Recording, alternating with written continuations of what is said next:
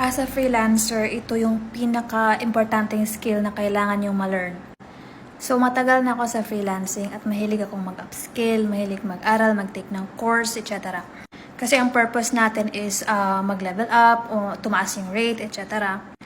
Pero if wala ka nito, is hindi mo pa rin ma-achieve yung, let's say, yung gusto mo is higher rate.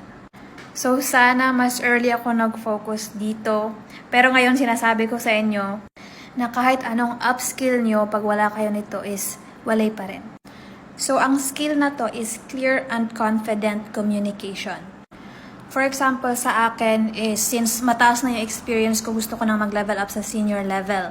Pero the way ako magsalita is parang pang junior pa rin, hindi sure, hindi confident. So yun, need na confident, hindi yung mga may I ask, just following up, wag erase nyo yung just. Next is dun tayo sa clear na part.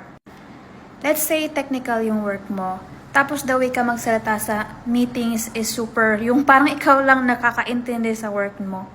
Hindi ka nagfo-focus sa value ng ginagawa mo. Kasi merong, paano ba explain yung quantifiable na value?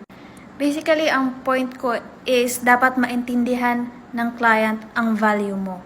Hindi yung ikaw lang nakakaintindi at saka alam nila.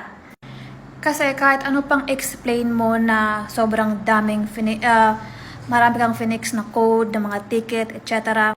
Hindi kasi sila nakafocus na, let's say, nag-focus ka na sobrang dami mong na finish na ticket. So, dun ka mag-focus sa actual value, yung measurable. Actually, sobrang dami pa guys, pero yun lang muna, clear and confident communication.